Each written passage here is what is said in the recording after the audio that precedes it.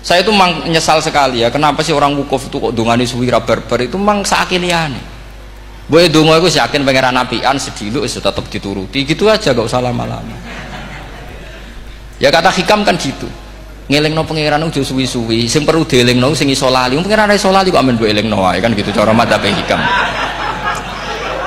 Makanya kata madzhab hikam kan gitu. Wa inna ma yunabbahu man yajuzu alaihil ikhfal, yang boleh diingatkan yang mungkin lupa. Tapi kalau masih ingat ya sudah tidak usah diingatkan lagi.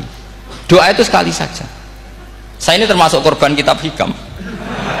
Loh, saya itu berkali-kali ke Mekah. Itu saya kalau dongo itu pertama di Multazam berdoa. Itu saya sebagai santri ya pas di Multazam ingin berdoa lagi. Tapi mesti spontan itu ingat hikam. Yang boleh diingatkan yang mungkin lupa. Akhirnya bilang ya sudah tadi Gusti ya gitu dok. Di putaran ketiga bilang tadi loh Gusti gitu terus. Karena memang saya malu mengingatkan zat yang nggak mungkin lupa. Tapi sampean jangan ikut saya, ini kriminal. Ini termasuk sisi-sisi kriminal ilmu saya. Tapi ilmunya ada, sampean cari di hikam. Wa inna ma yunabbahu man yajuzu alihil ikhfal. Yang boleh diingatkan yang berpotensi lupa. Mungkin Anda punya dalih, wah aku dongo mau nunjukno butuh Gus, tapi ra kepen disembadani. Ya alhamdulillah aku yang ngono. Tapi tak pikir makom sampean tidak seperti itu, tetap kepengen disembadani. Lalu pertanyaannya kemudian, kalau kita ngikuti fikih sebetulnya nggak perlu menumpuk di Arafah. Sama cari di takrib, di mu'in, di semua bab fikih. Wukuf di Arafah itu sah dan tidak perlu muksun. Walau mutarodidan, meskipun hanya jalan-jalan. Bahkan di Fathul Mu'in diberi walau lagi, walau fitolabi abidin. Moro Arafah be golek duit ceblok atau golek apa, ya wis sah. Lu andai kan semua melakukan itu mau ngesif muter saja kan selesai kan. Mari terus dodongkrok di situ lama-lama. Iya enggak? Zaman Fathul Mu'in dihentikan walau mutarodidan, lewat tok itu sudah sah. Bahkan walau fitolabi abikan meskipun tidak punya niat wukuf, pokoknya ke situ ya sudah nyari-nyari apa. Sing mari menumpuk gara-gara semua itu ingin ideal. Wah mumpung di Arafah, ngentekno Tegal, ngentekno sawah, wah sudah. Makanya kalau haji itu sama orang yang ngedol Tegal mesti seru, wah itu nangis. Haji be orang alim atau orang KBIH gak iso nangis karena malah badi kan dia kan nggak pati iso nangis mesti itu. Nah ini kan, nah ini penting saya utarakan. Jadi andikan orang itu ya haji kayak orang-orang alim. Setahu saya orang-orang alim kalau haji ya biasa saja, sekadarnya. Karena ya dia tahu ini masalah karena nanti ganggu yang lain, sekadarnya. Karena kita ini berlebihan, akhirnya menumpuk di situ. Padahal fikih zaman dulu sudah mengatakan walau mutarodidan fitolabi abikit, jelas itu takbirnya. Masih ingat atau jangan takbir itu? Harus ingat kalau. Jadi ini kan problem kita lagi-lagi tidak hafal, kita tidak menguasai ngotok fikih. Saya dulu sinau Fathul Mu'in, makanya Gus Zofur itu cerita, kita ini hidup, Gus Zofur sering cerita ke saya, kita ini hidup berkah Gus.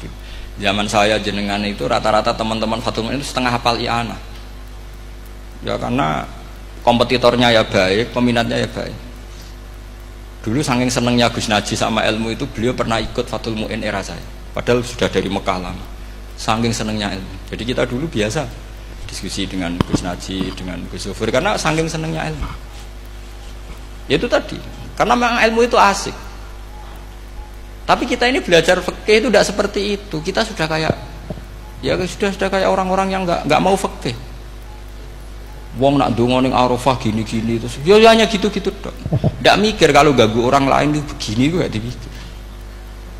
Itu satu. Jadi menurut saya sampai jangan pernah terlintas bahwa pendapat jil atau apa saja itu pendapat. Walaysa kullu khilafin ja'a mu'tabara illa khilafal ladzi khadzum minan nadhari. Tidak semua khilaf itu kita hitung khilaf kecuali yang kualitasnya sama.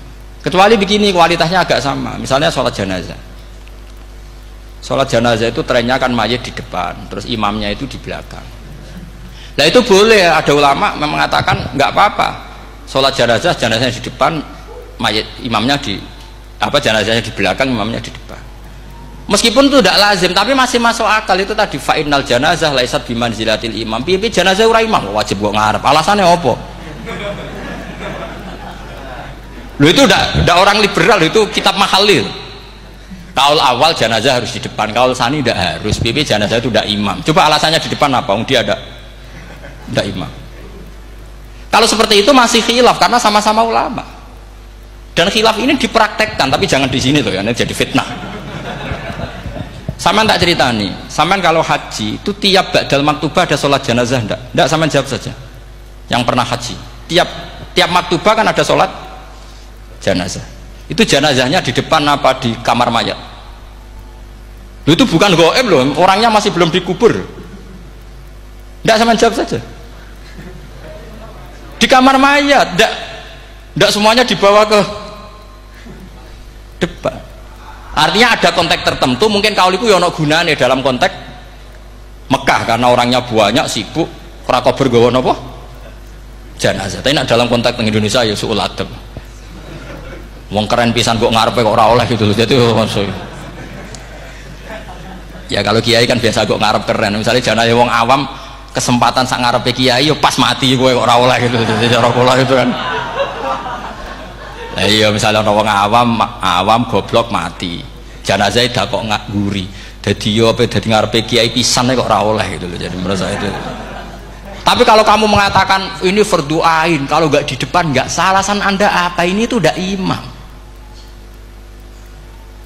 Sing wajib di depan kita ini kalau imam. Lah seperti itu khilaf. Ini cerita khilaf. Mutu, alasannya sama-sama mutu. Qailnya yang punya pendapat ya sama-sama mutu karena diceritakan kita mahali.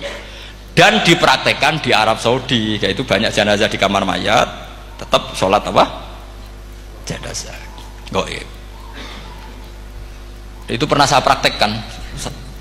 Tapi sekali itu saja, mungkin tidak terulang. Pas kemarin Mbak Nafe Hajin.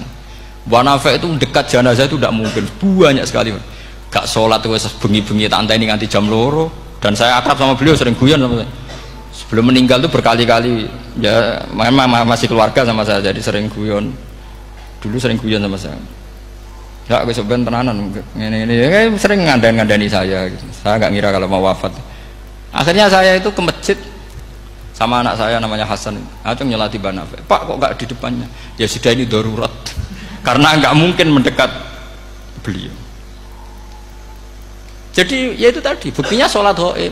Sholat gaib juga misalnya orang Kediri boleh nggak nyolati orang yang mati di NTT yang lebih timur, boleh nggak? Boleh, padahal mayatnya di belakang karena memang tidak imam. Lah kalau seperti itu khilaf, ini cerita kalau seperti itu khilaf meskipun agak-agak kontroversi tapi kualitasnya masih waras lah, masih bagus. Sampai kalau nggak percaya cari di Mahali di bab jenazah. Kalau mahalinya ada di Qalyubi, tapi jelas saya yakin itu ada. Saya tidak donan yakin ya. Kalau nu mulang, ya mulang terus tidak punya masalah ingatan. Jadi ingat betul kalau takbir itu ada gitu. Jadi saya ingat betul kalau takbir itu ada.